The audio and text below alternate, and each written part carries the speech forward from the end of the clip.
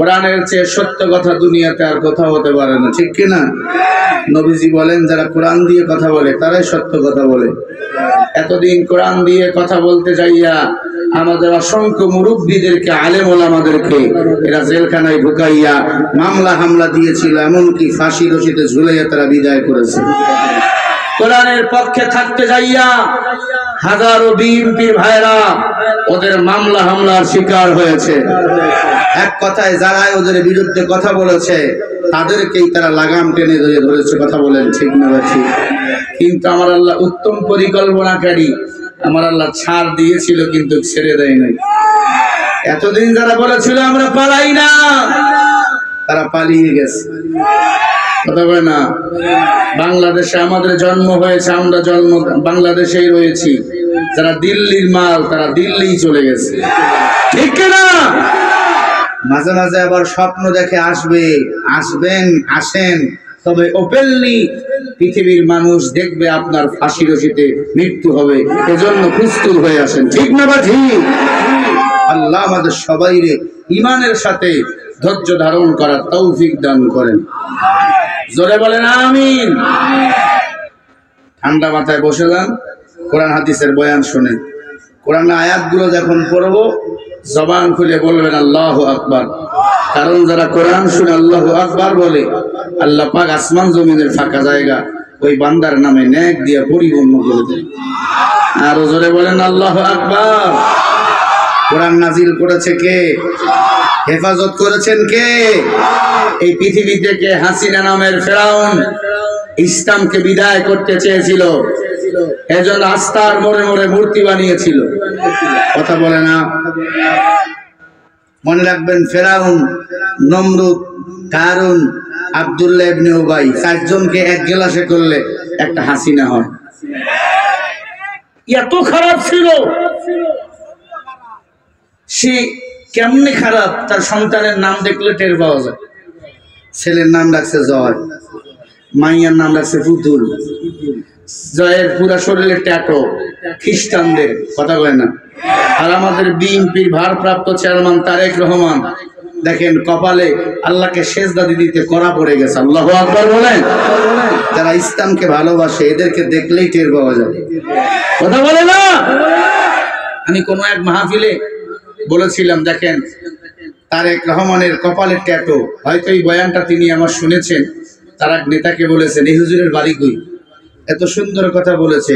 আমরা কাউকে টার্গেট করে কথা বলি না, হকের পক্ষে যারা থাকবে তাদের পক্ষে আমরা কথা বলবো, বাতিল যারা হবে তাদের বিরুদ্ধে আমরা কথা বলবো। জীবন যদি চলে যায়, রক্ত যদি হয় দেব, এরপর বাতিলের কাছে মাথা নত করি নাই, করবো না ইনশাআল্লাহ। কারণ দুনিয়াতে এসেছি, মরতে হবে। কথা বলে না? বলবেন হুজুর মোশান বাইরে গেছে, শেখ হাসিনা পালাইছে, তোমরা আমাকে চেনো না। ও যখন ক্ষমতায় ছিল ওর মন্ত্রী এমপির সাথে আমার মঞ্চ ধাক্কাধাক্কি হয়েছে। কারণ হক কথা আমাকে বলতেই হবে। পৃথিবীতে পাঠিয়েছেন আমার আল্লাহ, ঠিক না? হুকুম চলে কার? আইন চলবে কার? ইন্নাল্লাযীনা ক্বালু রাব্বুনাল্লাহ, মুসলমানের রবকে। সুম্মা ইসতাকামু ফালা খাউফুন আলাইহিম ওয়ালা হুম ইয়াহজানুন। আল্লাহ বলে যারা আমার আল্লাহকে রব বলে স্বীকার করে, আমি আল্লাহ তাদের হেফাজত করি। আরো জোরে বলেন। আল্লামা দেলোয়ার হোসেন সাইদী রাহমাতুল্লাহি আলাইহির ফাঁসি রায় হলো। কি অপরাধ? কোরআনের খাদেম ছিল, 50 বছর কোরআনের তাফসীর করেছে। যদি কথা না বলেন ঘুমের ঘরে বউ হয়ে পড়ে থাকবেন। একটাই মাত্র অপরাধ, তিনি কোরআনের রাজনীতি করেছেন, কোরআনের পক্ষে থেকেছেন। তাকে বলা হয়েছিল শুধু আপনি কোরআনের রাজনীতি ছেড়ে দেন, কোন জেলার এমপি হতে চান, আপনাকে আমরা এমপি বানাবো, মন্ত্রী বানাবো। সব ওদের কথাগুলোকে দু পায়ে উনি দলিয়েছে, দু পায়ে দলিয়ে দিয়েছে। এরপরে তাকে রাজাকার বানাইয়ে ঘোষণা দিল ফাঁসিতে ঝুলাবে। কিন্তু তার মনে তামান্না ছিল শহীদ মৃত্যুবরণ করবে। আল্লাহ তাকে শহীদ মৃত্যুবরণ করেছেন। আল্লামা সাঈদী মরেছেন কিন্তু উনি মরে নাই। যারা কোরআনের জন্য জীবন দেয়, আল্লাহ বলে ওয়ালা তাকুলু লিমান ইয়াকতালু ফি সাবিলিল্লাহি আমওয়াত বাল আহইয়াউ ওয়ালাকিন লা তাশউরুন। যারা কোরআনের জন্য জীবন দেয় না, মরে না, এরা হলো শহীদ। এরা আমি আল্লাহ জান্নাতের খানা খাও।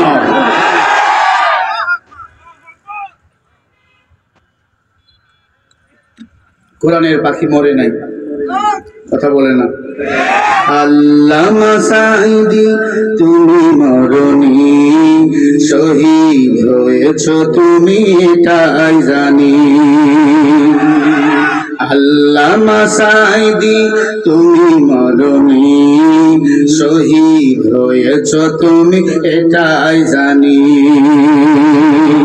কারাগারে কাটালে 13টি বছর, বাতিল কেঁদেছে তোমায় দিকে থর থর। তুমি চেয়েছিলে সবার নয়ন মনি, শহীদ হয়েছ তুমি এটাই জানি। আল্লামা সাঈদী তুমি মরনি, শহীদ হয়েছ তুমি এটাই জানি, ঠিক না? দেহে মাঝে যতদিন ছিল গো প্রাণ, গেছিলে তুমি খোদার কালাম। দেহে মাঝে যতদিন ছিল গো প্রাণ, বলেছিলে তুমি খোদার কালাম। তুমি যে ছিলে সবার চোখের মনি, আল্লামা সাঈদী তুমি মরনি, শহীদ হয়েছ তুমি এটাই জানি। শহীদ হয়েছ তুমি এটাই জানি, ঠিক না? দেখা তো হবে না এই জীবনে, দেখা হবে জান্নাতের ফুল বাগানে, ঠিক না? আল্লামা সাঈদীর সাথে দেখা করতে চান কিনা? হাত তুলে বলুন লিল্লাহি তাকবীর। দেখা তো হবে না এই জীবনে, দেখা হবে জান্নাতের ফুল বাগানে। এই আশা করি সকলে, শহীদ হয়েছ তুমি এটাই জানি। আল্লামা সাঈদী তুমি মরনি, শহীদ হয়েছ তুমি এটাই জানি, ঠিক কিনা বলেন? যারা কোরআনের জন্য জীবন দেয় এরা মরা না জিন্দা, কথা কার? কিন্তু বেঈমানরা এটা মানে না। এই বেঈমান, তুই না মানলে কি হবে? তাকায়া দেখ, আমার আল্লাহ ফেরাউনকে যেমন শাস্তি দিয়েছে, নমরুদকে যেমন শাস্তি দিয়েছে, বাংলাদেশের নব ফেরাউন হাসিনাকেও তেমন একই শাস্তি দিয়েছে। ও যদি না পালিয়ে দেশে থাকতো, পিঠির চামড়া খুঁজে পাওয়া যেত না। যদি কথা না বলেন খবর আছে কিন্তু আল্লাহর কাছে বিচার দুমু। কণ্ঠকে দিয়েছেন, জোরে বলেন না কে? আয় মুসলমান, খবরদার, আল্লাহ ছাড় দেয়, ছেড়ে দেয় না। ফাআলুল লিমা ইউরিদ, জালিম যত বেশি সীমা লঙ্ঘন করেছে, তত দ্রুত জালিমের বলেন পতন ঘটাইছেন কে? নমরুদ নামের বেঈমানকে আমার আল্লাহ ল্যাংড়া মশা দিয়া বিদায় করেছে। ফেরাউন নামের বেঈমানকে আল্লাহ নীল নদের পানিতে চুবাইয়া ডুবাইয়া খোদাই খায় শেষ করেছে, ঠিক কিনা? এই পৃথিবীতে যত বেঈমান রয়েছে, আল্লাহর একটা ইশারায় যথেষ্ট এদের বিদায় করার জন্য। কারণ হায়াতের মালিক হলেন আমার আল্লাহ। الذي خلق الموت والحياة ليبلوكم أيكم أحسن عملا وهو العزيز الغفور।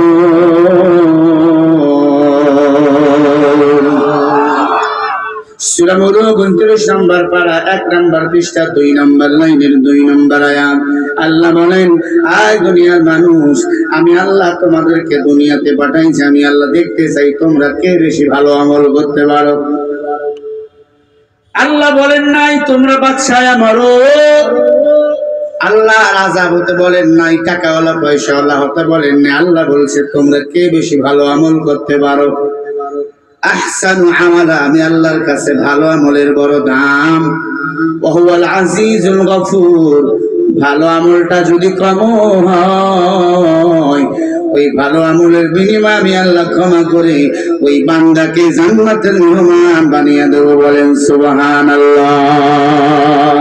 আল্লাহ আল্লাহ क्या मुबारक नाम है, अल्लाह अल्लाह आशिकों का काम है।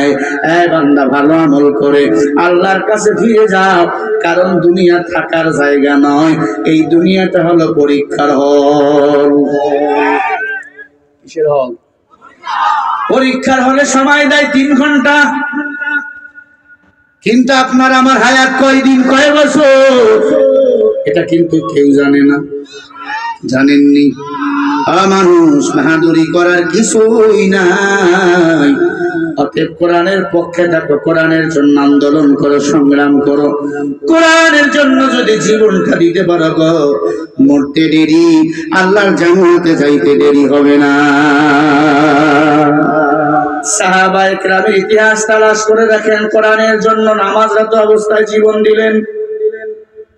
ওসমানকে জবাই করলেন কোরআনের উপর, আলীকে জবাই করলেন নামাজরত অবস্থায়, উমরকে হত্যা করলেন ভুঁড়ির মধ্যে ছুরি মেরে, আবু বকর রাদিয়াল্লাহু তাআলা আনহুকে নামাজের সময় হত্যা করে ফেললেন। কেন এত হত্যাকাণ্ড? পৃথিবীর শুরু থেকে 2টি দল ছিল, একটা দল কোরআনের পক্ষে আর একটা দল হলো কোরআনের বিপক্ষে। ঠিক না বেঠিক? যতদিন বাঁচবো কোরআনের পক্ষেই থাকবো, কোন বাতিলের পক্ষে আমরা থাকবো না। ইন্না নাহনু নাযালনা যিকরা ওয়া ইন্না লাহু লাহাফিজুন।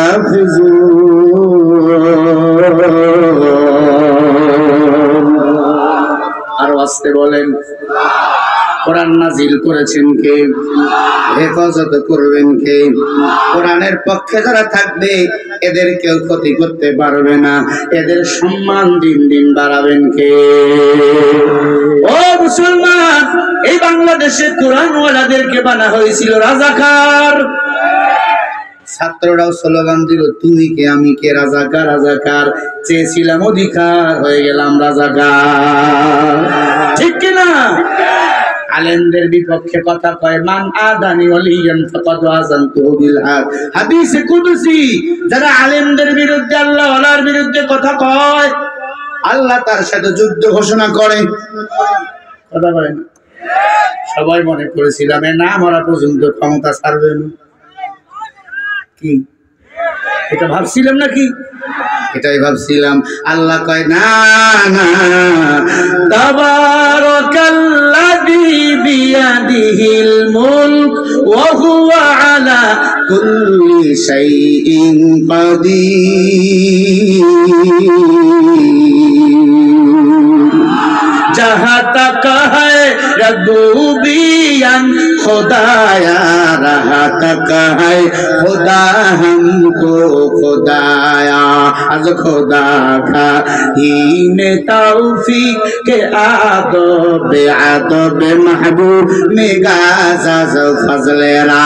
আল্লাহ বলেন, গোটা দুনিয়া রাজত্ব আমি আল্লাহর হাতে, দুনিয়াতে কেউ মাস্তানি করতে পারবে না।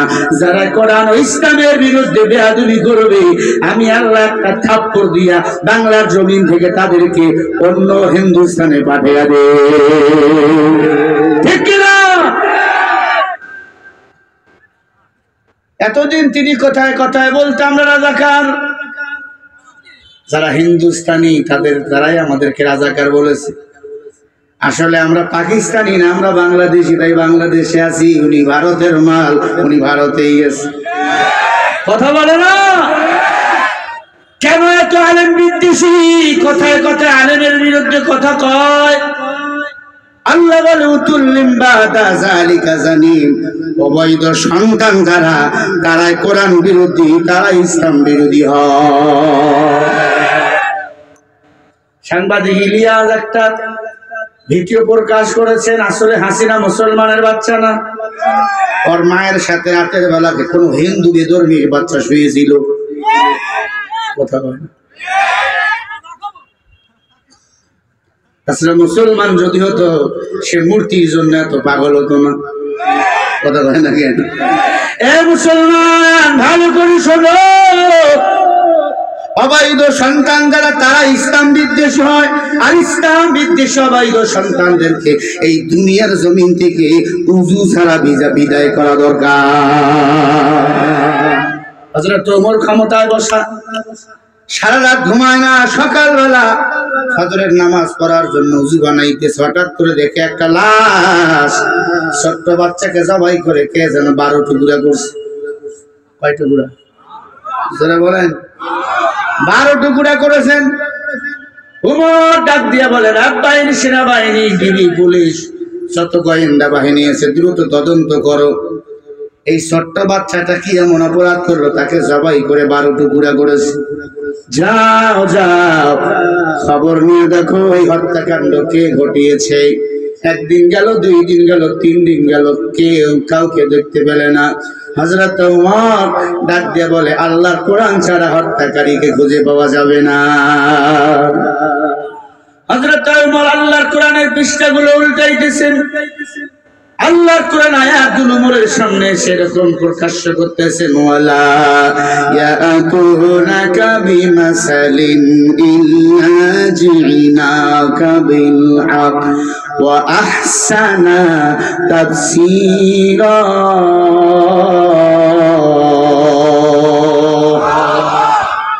জোরে বলেন। লেখেন, রেকর্ড করেন সূরা ফুরকান 33 নম্বর আয়াত। আল্লাহ বলে, নবী কাফির বেঈমানরা যখন আপনার কাছে কোনো সমস্যা নিয়ে আসবে, আপনি কোরআন খুলে খুলে কোরআনের তাফসীর করে এর সমস্যার সমাধানগুলো দিয়ে দিবেন। সুবহানাল্লাহ বলে না? আল্লাহ দায়িত্ব দিয়েছিলেন কাকে? ঘুমায় নবীকে। নবী আছে, সাহাবা ইকরাম আছে, নবীর দায়িত্ব পালন করবে কারা? আল উলামা ওয়ারাসাতুল আম্বিয়া, নায়েবে নবী উলামায়ে কিরাম। কেন আলেমরা কোরআনের কথা বললে তোমার গা চুলকায়? বোঝা গেল তোর জন্ম ভালো না। কথা বলে না? আলেমরা যদি এমপি হয়, মন্ত্রী হয়, একটা টাকাও চুরি হবে না। আপনার জমিন আল্লাহর বান্দা ঘুমায়। পার্লামেন্টে বাজেট পাস হওয়ার পরে কোন এমপি মন্ত্রী একটি টাকাও জমা দেয় নাই, তিনি জমা দিয়েছেন। কথা বলে না কেন? কারণ তাদের অন্তরে ছিল কার ভয়। ইয়া আইয়ুহাল্লাযীনা আমানুত্তাকুল্লাহ ওয়া কুনু মা'আস সাদিকিন।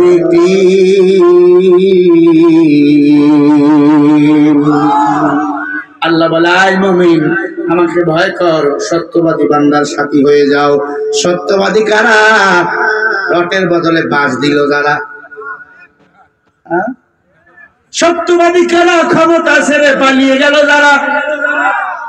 এরা সব হলো ডাকাত, সব লম্পট, সব হলো টপ লেভেলের ইয়াবাখোর। এরা সাইকো। আমি কসম করে বলি, এই মহিলা ইয়াবা খাই। কি কথা কয় না? এ যদি ইয়াবা না খাইতো, ক্যাপ্টেন বজরুল হুদাকে নিজে জবাই করতে পারতো না। যেদিন আল্লামাকে হত্যা করেছে সুই পুশ করে, এ ঘরের মধ্যে ডিজে দিয়ে হাত টান করে নাকি নাচানাচি করছে। এই তথ্য আসছে গোয়েন্দা বাহিনীর পক্ষ থেকে। এত খারাপ এই মহিলা ছিল। কি কষ্ট হয় নাকি? ওর দালালটাও আছে নাকি? আবার সাবধান, পিঠে চামড়া থাকবে না। আল্লাহ হেদায়েত দান করেন। জোরে বলেন আমিন। আমি যদি আজকে কোন হাত তুলি ফেলুন, আর একবার যদি তুলি 1 বছর আগে আর পাইবেন। ভাইরা আমার, হযরত ওমর আল্লাহর কোরআনের পৃষ্ঠাগুলো উল্টাইতেছে। বলবো কি আমি? কারা কারা একটু হাত দেখান। লিল্লাহে তাকবীর, নাস্তিকতা নিপাত দিন ইসলাম জিন্দাবাদ, নাস্তিকতা নিপাত দিন ইসলাম জিন্দাবাদ, কোটি প্রাণে একই আওয়াজ। খোদাদ্রোহী ছাড় পাবে না, এই বাংলায় ঠাই হবে না, মুসলমানরা জেগেছে আজ। জোর কদমে সামনে চলো, বজ্রকণ্ঠে আওয়াজ তোলো, সবাই মিলে একই তালে দাও না স্লোগান, লিল্লাহে তাকবীর। এবার যারা মুখ খুলবে না, হাত তুলবে না, বুঝবেন এটাই ভারতের দালাল। লিল্লাহে তাকবীর, আল কোরআনের আলো, সংসদে জালো, কোরআন হাদিস যেখানে, আলেম ওলামা যেখানে,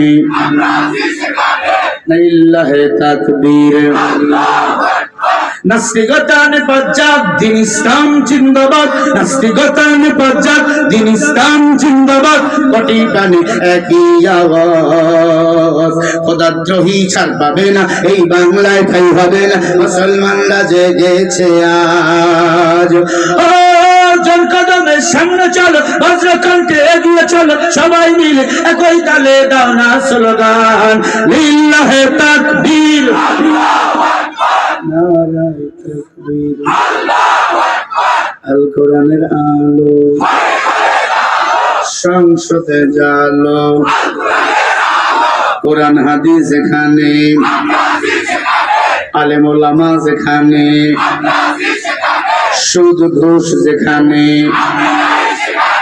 দিল্লি না ঢাকা, দিল্লি না ঢাকা,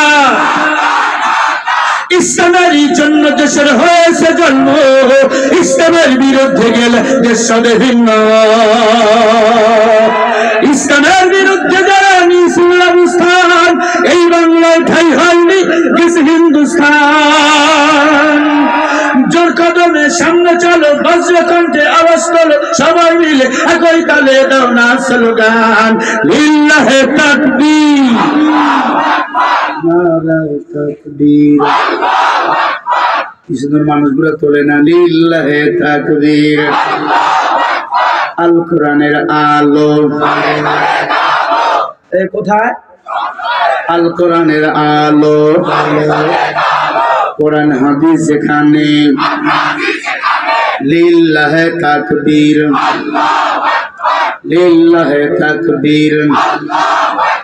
মুসলমানের এই দেশেতে নাস্তিকদের ঠাই নাই, নাস্তিকদের পক্ষে যারা, তাদের কোনো রক্ষা নাই। এই দেশেতে থাকতে হলে কোরআন মানতে হবে, কোরআন না মানলে তারা বিতাড়িত হবে। জোর কদমে সামনে চলো, বজ্রকণ্ঠে এগিয়ে চলো, সবাই মিলে একই তালে দাও না স্লোগান, লিল্লাহে তাকবীর, লিল্লাহে তাকবীর। আল কোরআনের আলো, সংসদে জালো, লিল্লাহে তাকবীর। অ্যাকশন, অ্যাকশন, আলেম ওলামার অ্যাকশন। পালাইছে রে পালাইছে, যদি না কোস খবর আছে, পালাইছে রে পালাইছে, পালাইছে রে পালাইছে। সি সি হাসিনা, সি সি হাসিনা, হাসিনার গলে গলে।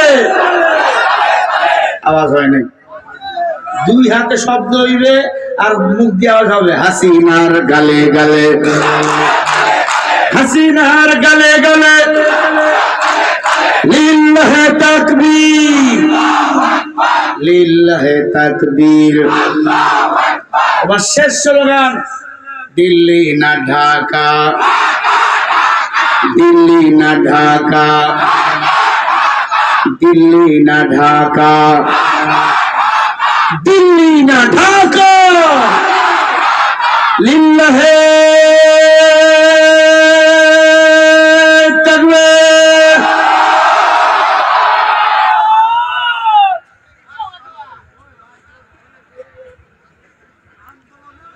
আল্লাহ কবুল করেন, বলেন আমিন।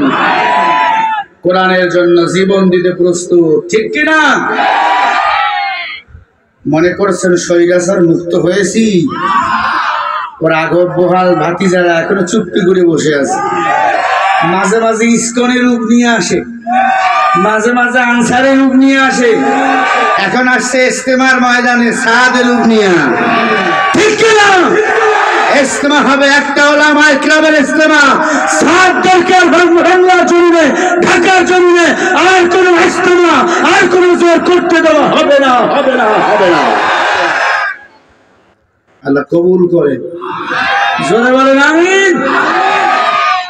বাস দিলাম, বাস খুলাইলাম, আওয়ামী লীগ যেন কিয়ামত পর্যন্ত আর দাঁড়াইতে না পারে বাংলাদেশে। কি ঠিক কিনা? আওয়ামী লীগের নাম শুনলে কুকুরের মধ্যে খালি পিটা।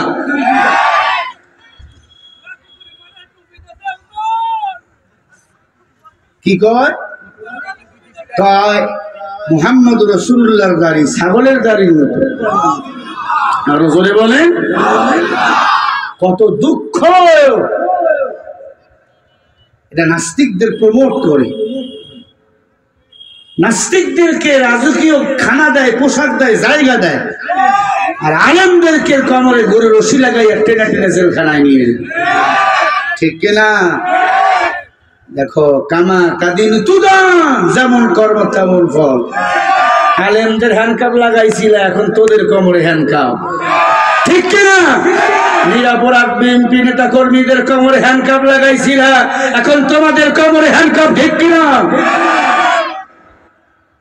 হাসিনা কইতো আমার বাপ মরছে আমিও মরবো। তোর বাপের জানাজার ফুটেজ দেখাইতে পারবি একটা? তোর বাপ ছিল একটা লম্পটের লম্পট, ইতরের ইতর, খালি হুকা খাইতো। বাপ যেমন খারাপ, মাইয়াও খারাপ। কি জিদির ঘরের জিদি।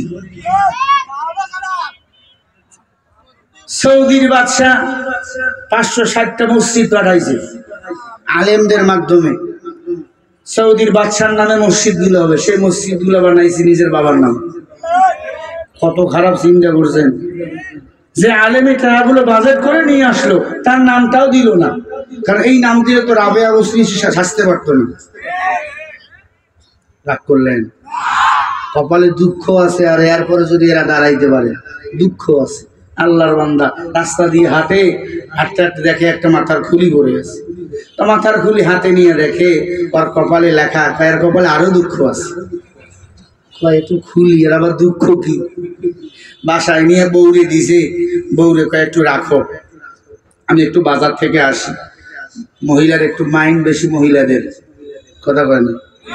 বউর সামনে একটু মিশায় ফোন অভিনয় করবেন, হ্যালো, বউ মনে করবে আর এক জায়গায় লাইন লাগাইছে। মহিলাদের একটু মাইন্ড বেশি। ভাইরা আমার, মহিলা মনে করছে নিশ্চয়ই এটা আমার স্বামীর সাবেক প্রেমিকার মাথা, এই মাথা দিয়ে মনে হয় আমাকে বিদায় করে ওকে নিয়ে আসবে। ঢেকির নিচে রাইখা মারছে বেশি, একবার ছাতু। স্বামী মাথা দে, মাথা নাই, মাথা তো ছাতু বানাইছি। স্বামী কয় ও, এর কপালে এই দুঃখই ছিল লেখা। ও মুসলমান, এতদিন আলেমরা মারি খাইছে, বিএনপিরা মারি খাইছে, এবার যদি আসতে পারে ও ছাত্ররা, এবার তোদের মাথা ছাতু করে ফেলবে ওরা।